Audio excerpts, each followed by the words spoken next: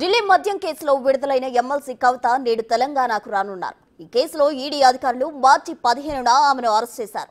నిన్న రాత్రి ఆమె బెయిల్పై విడుదలయ్యారు. అక్కడి నుంచి ఢిల్లీలోని తెలంగాణ భవన్ కు వెళ్లి పార్టీ నాయకులతో సమావేశమయ్యారు. ఇవాళ కవిత ట్రయల్ కోర్టుకు హాజరవుతారు. సిబిఐ దాఖలు చేసిన ఛార్జ్ షీట్ పై ట్రయల్లో భాగంగా నేడు విచారణకు కవిత హాజరు కానున్నారు. వసంత్ విహార్లోని పార్టీ కార్యాలయంలో బస చేశారు కవిత. మధ్యాహ్నం వరకు తనను కలిసేవారు కలవచ్చని తెలిపారు. ఆ తర్వాత హైదరాబాద్కు వస్తారు.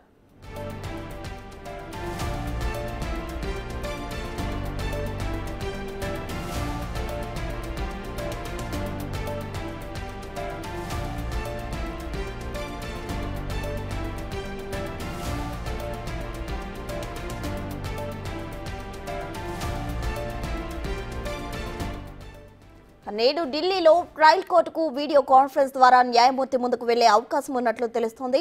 ఆ విచారణ తర్వాత కవిత హైదరాబాద్ కు బయలుదేరతారు. 5 నెలల తర్వాత ఆమె హైదరాబాద్ కు రానుండడంతో కుటుంబ సభ్యులు, పార్టీ శ్రేణులు సంబరం చేయడానికి సిద్ధమయ్యారు. ఇవాళ బీఆర్ఎస్ అధినేత మాజీ సీఎం కేసీఆర్ ను కవిత కలుస్తారని సమాచారం.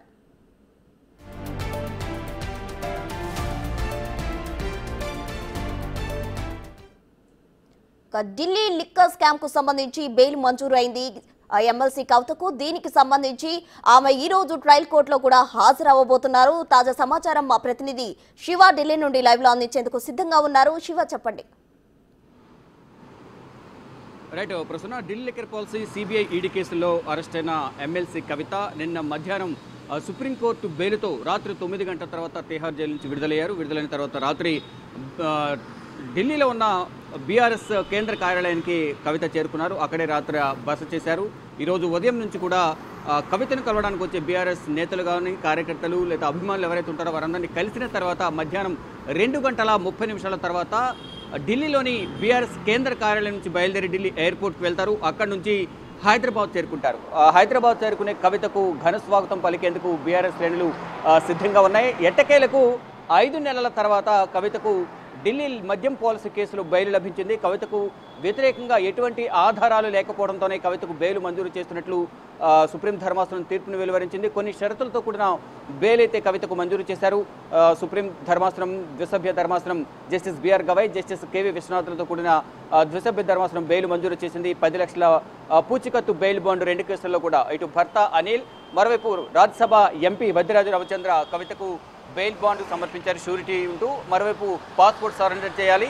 మరోవైపు ఇటు ఈడీ అలాగే సిబిఐ 2 దర్యాప్తు సంస్థల విచారణకు సహకరించాలంటూ కూడా కండిషన్స్ పెట్టి మరీ కవితకు సుప్రీం ధర్మాసనం బెయిల్ మంజూరు చేసింది. దానిలో భాగంగానే నిన్న ఫార్మాలిటీస్ అన్ని కంప్లీట్ చేసుకున్న తర్వాత ట్రయల్ కోర్టు రిలీజ్ ఆర్డర్ను తిహార్ జైలు అధికారులకు పంపించిన తర్వాత అక్కడ కొన్ని ఫార్మాలిటీస్, మరోవైపు జైలు నుంచి బయటకు వెళ్లే సందర్భంలో కవిత ఆరోగ్య పరిస్థితి ఏ విధంగా ఉంది అనే దానిపై కూడా మెడికల్ చెకప్ చేసిన తర్వాత కవితను 9 గంటల తర్వాత కవితను తిహార్ జైలు నుంచి విడుదల చేశారు. బయటికి రాగానే తన కుటుంబ సభ్యులను, భర్త అనిల్, కుమారుడు, సోదరుడు కేటీఆర్, హరీష్ రావు వీరందరినీ చూసిన తర్వాత కవిత భావోద్వేగానికి లోనే కన్నీటి పర్యంతమయ్యారు. తర్వాత ఆత్మీయ ఆలింగనం చేసుకున్నారు. తర్వాత మీడియాతో మాట్లాడుతూ కూడా అంటే నాకు పోరాటాలు కొత్త కాదు, గతంలోనే ఎన్నో పోరాటాలు చేశాను, 18 సంవత్సరాల తన రాజకీయ జీవితంలో ఎన్నో ఒడిదుడుకులను ఎన్నుకున్నాను, నన్ను జైలుకు పంపించిన వారికి వడ్డీతో సహా చెల్లిస్తాను అంటూ కూడా కవిత ఇండైరెక్ట్గా తాను జైలుకు వెళ్ళడానికి కారకులైన వారిపై హెచ్చరికలు జారీ చేశారు.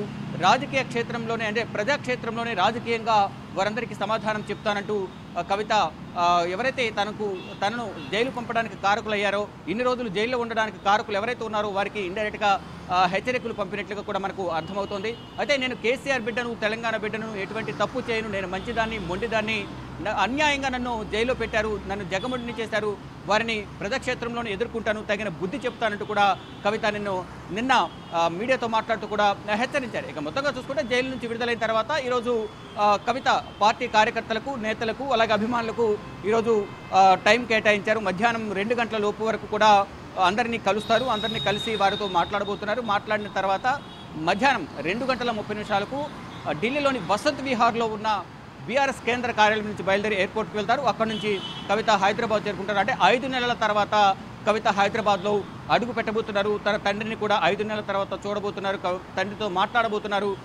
మొత్తం ఎంతో భావోద్వేగంతో కూడిన సిచ్యువేషన్ అయితే ప్రజెంట్ కేంద్ర కార్యాలయంలో నెలకొంది. తన తండ్రిని చూసిన తర్వాత కవిత రేపు మళ్ళా తన కాన్స్టిట్యున్సీకి వెళ్ళి ప్రజల మధ్యనే మీడియాతో కూడా మాట్లాడతారు. అక్కడ ప్రజలను ఉద్దేశించి మాట్లాడబోతున్నారంటూ కూడా బీఆర్ఎస్ వర్గాల నుంచి అయితే సమాచారం అందుతోంది. ఇక ప్రజెంట్ కవిత అటు వసంత్ విహార్లోని బీఆర్ఎస్ కార్యాలయంలోనే ఉన్నారు. అక్కడ ప్రజెంట్ అక్కడున్న కార్యకర్తలు కానీ నేతలతో కానీ కవిత కలుస్తున్నట్టు తెలుస్తుంది.